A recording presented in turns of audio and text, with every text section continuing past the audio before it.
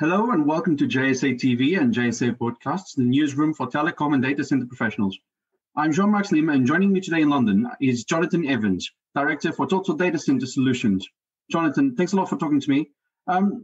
Maybe let's start with you introducing yourself a little bit and talking a little bit about Total Data Center Solutions. But also as well, how are you doing anyway with everything that's going on? Let's start with that. I'm doing really well, thank you. I've been very, very busy during the lockdown, actually, because I haven't been traveling. It's an opportunity to do a lot more work, I found, in the last 12 months. You know, not having to cut flights everywhere and drive around the country makes a huge difference in terms of what you can do. And I think we can work far more effectively when we compact things into a meeting on Zoom. But of course, it's much more boring than going out for a few beers after a meeting. Just to tell you a bit about myself, I started when I left college as a boat designer, but I couldn't make a living from boat designing. So I ended up designing computer rooms, or data centers as they are now, but computer rooms as they were then. How does the leap go from boat designing to a data center designing? Just going to an employment agency and showing them all my drawings. Oh, okay. And they said, you can design computer rooms if you can design boats. So I said, maybe I'll give it a try. So it's been a good living for me ever since. You know, it's been a great industry to be in, and I've really enjoyed all of it, really. So then in 2002, I started Total Data Center Solutions, working with a company in Ireland called Global Switch, as it was then, and Citadel 100 as it is now. And I then went to work in the UK for various co-location startups. And in 2010, I went to work for a company in Norway called Green Mountain. And they were located on the side of a fjord in Norway, in a spectacular location. The data center was an old NATO bunker, and they were converting it into a data center. So that was really interesting for me because I got into the sustainability piece. And I had to market Norway as a data center destination. And at that time, it was a completely different situation to what it is today in terms of people accepting sustainability as a big part of it.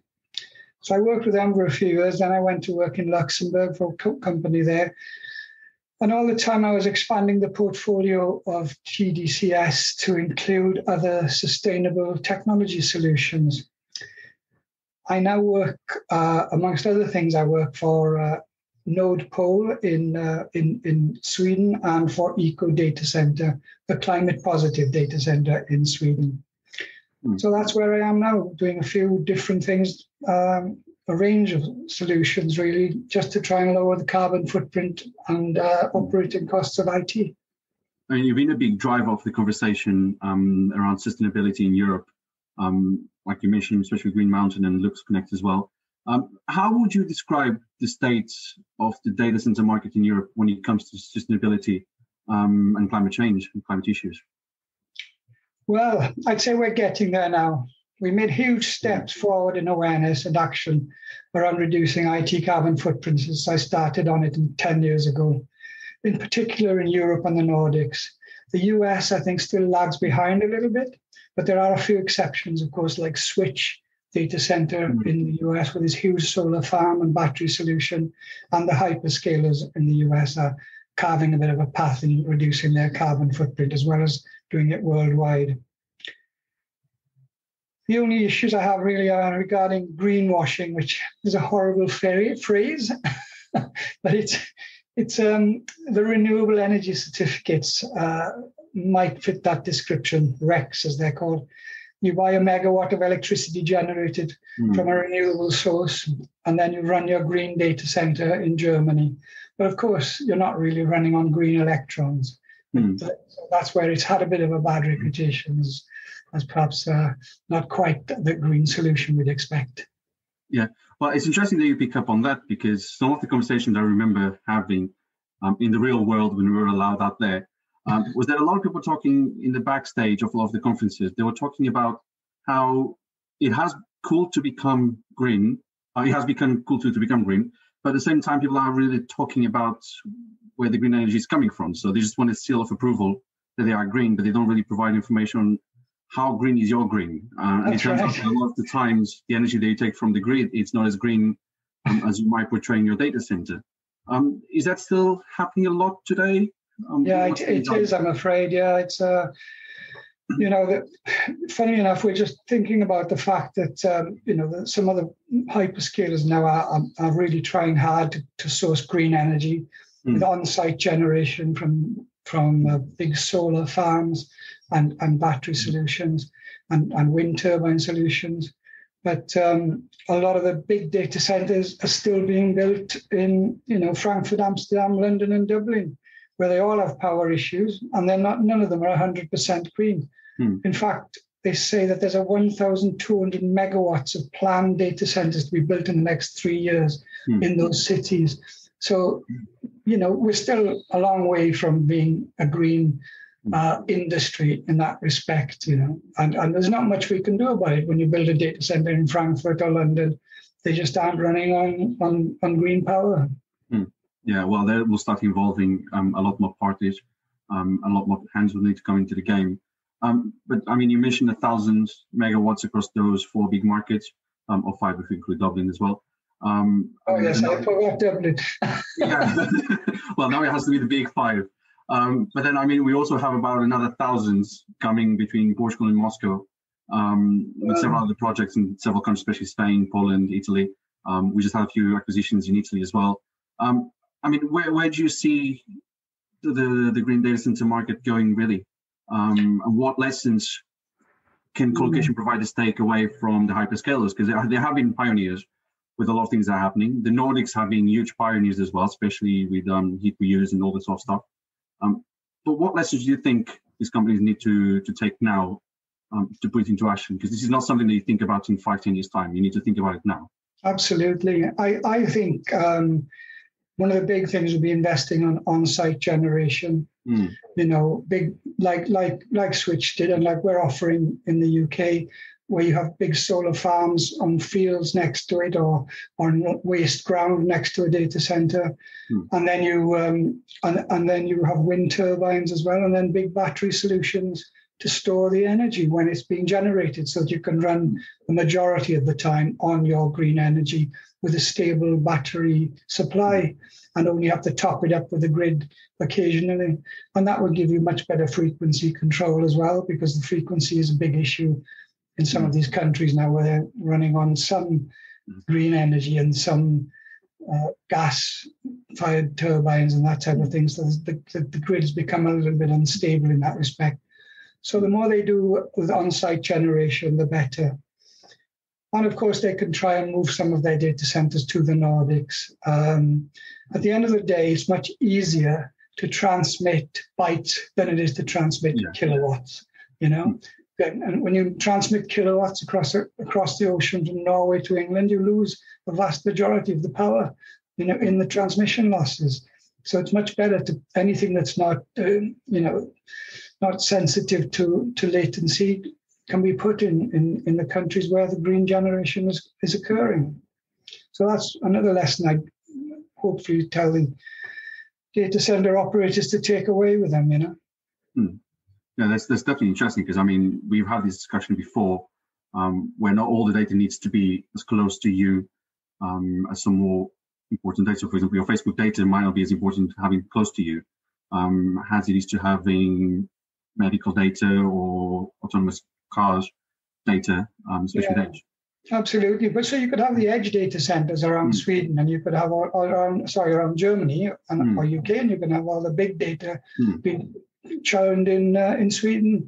Eco Data Center took on BMW as a client the other day, just for a lot of their number crunching, I guess you'd call it, and obviously as a consequence, BMW reduced their carbon footprint and they reduced their energy bills. So that's got to be the way forward, really, just to have the edge data where it needs to be, close to the cities, and then the rest of it can be in big data centers out in remote places like the Swedish countryside or the Norwegian influence. But that's interesting. I mean, you mentioned Eco Data Center as well. I think that's the one that was built with wood. That's right. Yes. Yeah. Do you want to talk us through all the initiatives that you've also been involved? Because you've been quite involved with Eco Data Center. Do you want to talk us through the initiatives that are being done, disruptive initiatives like that one, like building a data center out of wood? Yes. And I mean, how viable is that to transport that technology into other countries? Well, all of the technologies I'm involved in really, they can be copied in other countries.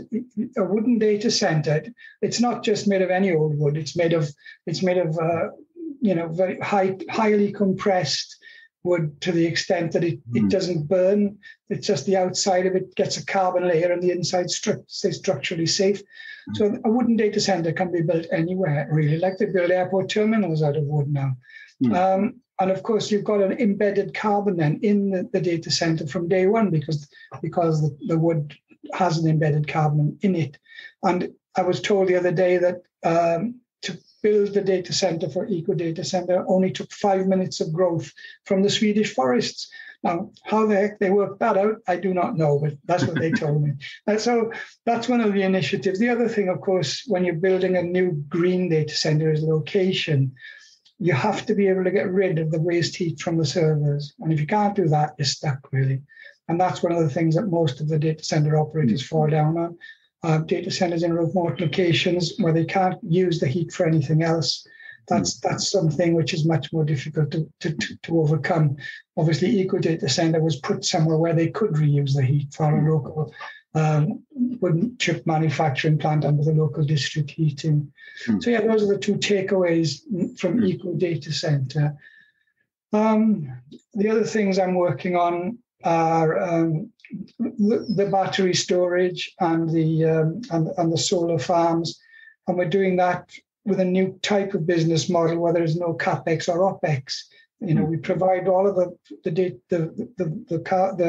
multi-megawatt batteries and the solar farms with no capex or opex, and sharing the savings in the reduced power bill. So, and also there's a carbon footprint reduction. That's a nice, simple way of reducing your carbon footprint with no cost to you. And the other thing I'm really passionate about at the moment, and I have been for some time, is immersion cooling.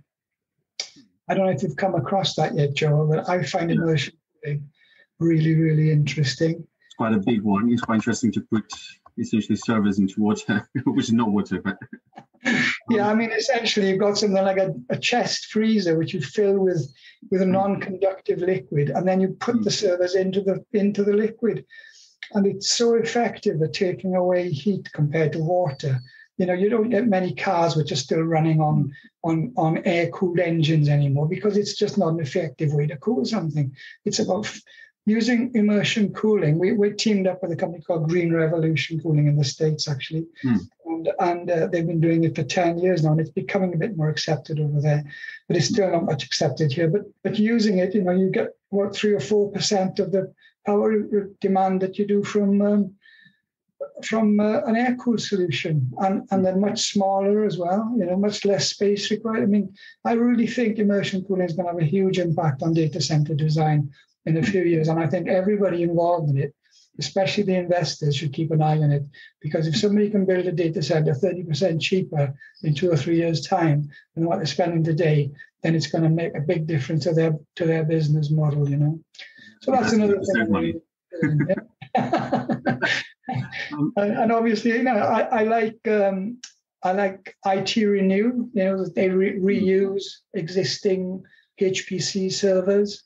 And they save about 25% of the carbon footprint of building a new rack and a new set of servers. So that's a nice technology as well. I'm trying to look across all these different things. I've also just come across a company that turns hot water into electricity, and I'm really interested in that. I haven't heard of that one. What is that? It's a completely new solution, and I'm really excited about it. And it works on ships. I want to find out if it works with immersion cooling. Okay, that's interesting. That one I haven't heard about before. No, it's fascinating. If it works, it would be brilliant, because then you don't have to worry about reusing the waste heat from the servers when you're in remote locations. You can use it to generate electricity and stuff it back into the grid. Yeah. So that's something which is really interesting for me. Yeah, it makes the whole process much more straightforward. But I mean, one thing that you actually said, and this would be, I think, our last question as well, was that you have to have the consideration of building your data center somewhere close enough where you can reuse the heat to transport it somewhere else to heat houses, schools, hospitals, whatever you want to heat with. I mean, that's quite interesting because that's the new consideration of building the modern data center. What other considerations do you think operators and collocators and even investors have to look at when it comes to building data centers of today and the future? Because I mean, everything we're talking about, saving the climate, saving energy, getting green, going renewable, sustainability, all those things have to be done today, because 5-10 years time will be too late and they have to be done today. I mean, all the projects are breaking ground now. That's right. What do you think they really need to look at now? What are like the top 3 considerations they need to have when building the modern data center to make it green and sustainable? Well, I would say on-site generation is number 1, if you can, or green sourcing, obviously. That is the key to it, and that can be done anywhere, really, anywhere in Europe. As long as you can't do it in London, but you can do it in most places. The other things would be if you can locate data centers in the Nordics, because obviously that's a no-brainer in terms of reducing your carbon footprint. And as I said, I'm really passionate about immersion cooling. I think that's going to have a massive impact on data center design and power consumption. So those are my key takeaways, I guess. Okay, Jonathan. Thank you so much. There's so much stuff there that we need a proper follow-up at some point, especially the water versus electricity. It's all on my website. I'm really interested about the water and electricity one. I'm definitely going to check that one out. Well, Jonathan, thank you so much for talking to me and taking the time to share your insights. And thank you to our viewers at home as well for watching JSA TV and JSA podcasts. And don't forget to also check our social media channels for more news from us. Until next time, happy networking.